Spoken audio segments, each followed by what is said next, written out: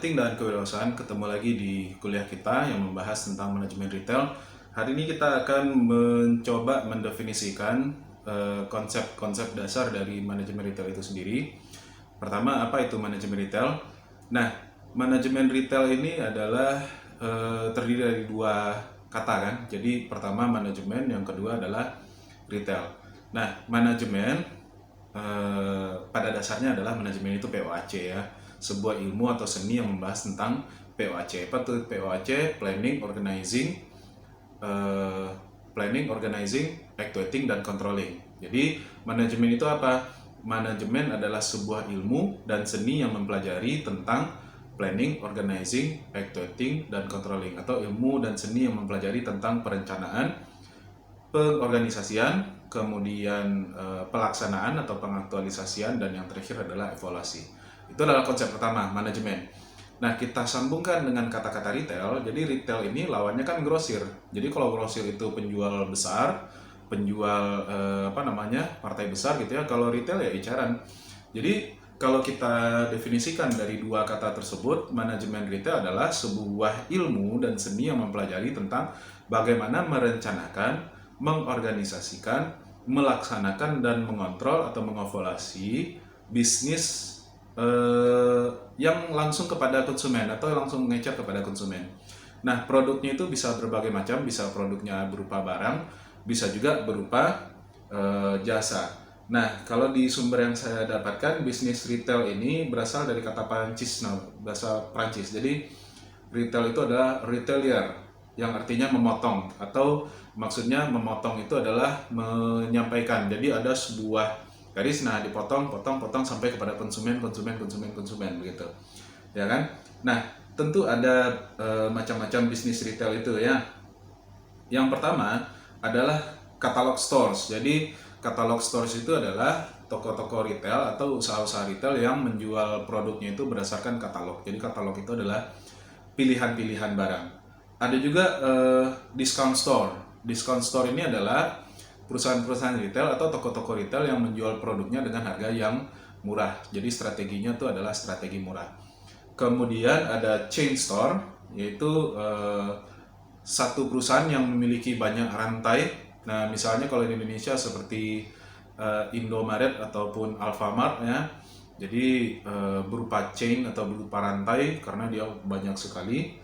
Kemudian ada specialty store. Specialty store itu ya kalau dari kata-katanya bisa kita lihat bahwa dia menjual produk tertentu saja. Jadi dia spesialis kepada produk ini. Kalau di Kota Padang misalnya seperti Gramedia.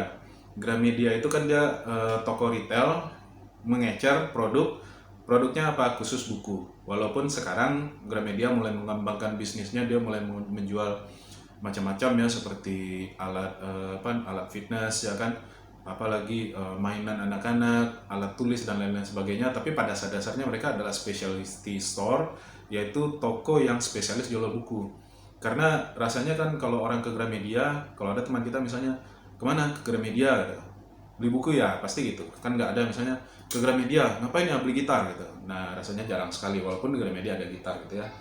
Kemudian department store ini adalah toko-toko acaran yang berskala besar, biasanya seperti mall, Matahari, hypermarket, dan lain-lain sebagainya, ya kan?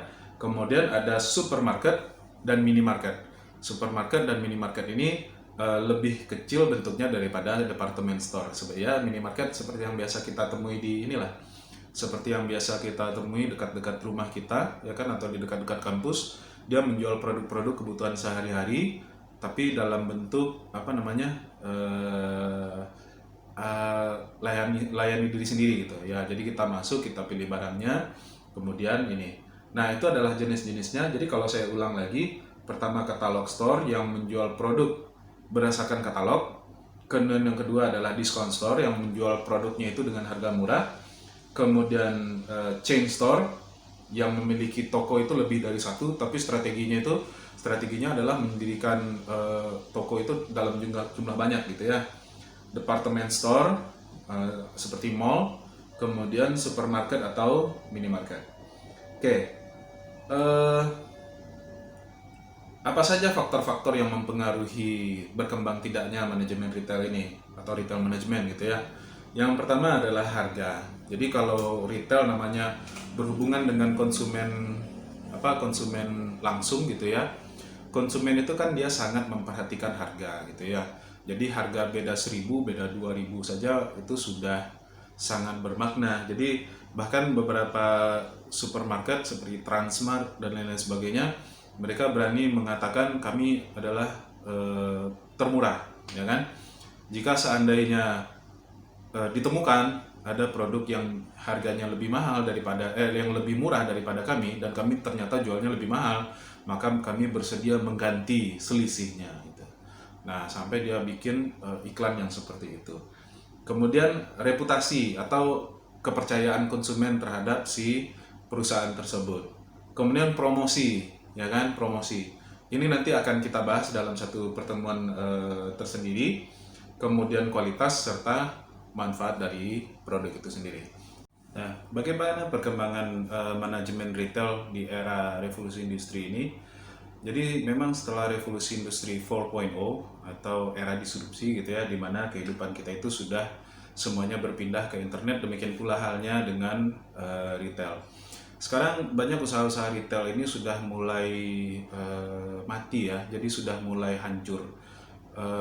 Terutama perusahaan-perusahaan besar, mal-mal besar itu sekarang sudah banyak tutup. Kalau di Padang mungkin tidak terlalu terasa, tapi kalau di kota-kota besar itu sudah mulai sepi. Kenapa? Karena konsumen itu sudah mulai berpindah ke online. Manajemen retail atau perusahaan-perusahaan retail itu yang sedang berkembang saat ini adalah perusahaan-perusahaan retail yang ada di dunia maya. Misalnya seperti Lazada, Shopee, Tokopedia, Bukalapak dan lain-lain sebagainya. Itu juga termasuk retail. Mereka adalah retail online. Nah, banyak yang mungkin salah kaprah gitu ya, jadi mengatakan bahwa ekonomi Indonesia ini lagi hancur gitu.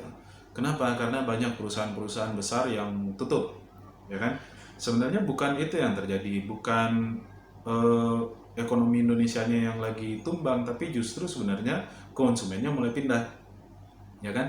Terutama di kota besar, orang tidak lagi belanja ke mall sekarang, jadi belanjanya itu ke online, apalagi di masa tambah lagi dengan pandemi sekarang ini, pandemi COVID-19. Nah, itu mall kan pada tutup semua. Tapi toko-toko online, retail online kan bisa tetap buka. Bahkan bukanya 24 jam. Dan dengan kecanggihan teknologi serta pengantaran produk yang bisa sampai kemana saja sekarang, ya wajar saja jika konsumen sudah mulai pindah. Nah, di dalam mata kuliah kita ini kita akan mempelajari dua-duanya, baik itu manajemen retail untuk perusahaan-perusahaan atau toko-toko yang dia itu buka secara fisik gitu ya. Kita juga akan mempelajari bagaimana caranya mengelola manajemen retail ini bagi perusahaan-perusahaan online. Jadi nanti kita akan banyak sekali membahas kasus-kasus gitu ya, bagaimana caranya misalnya menetapkan harga di perusahaan online dan menetapkan harga di perusahaan yang offline, karena dua hal tersebut berbeda. Bedanya apa?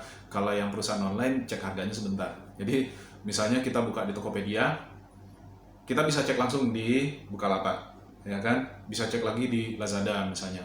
Berbeda dengan kalau kita misalnya di Transmart kan nggak langsung bisa kita cek di Plaza Andalas misalnya, kan nggak bisa seperti itu. Kemudian juga kita akan mempelajari bagaimana trik-trik promosi dari perusahaan-perusahaan retail sehingga bisa menghasilkan manajemen yang bagus ya. Jadi itulah intinya yang akan kita pelajari selama 1 semester ini. Bagaimana merencanakan strategi, bagaimana merencanakan mengorganisasikan perusahaan retail kita, bagaimana kita menjalankan strategi tersebut dan bagaimana kita melaksanakan evaluasinya. Nah, minggu depan kita akan mulai membahas tentang strategi pemasaran. Kita akan mulai membahas tentang strategi pemasaran perusahaan retail, baik itu secara online maupun secara offline.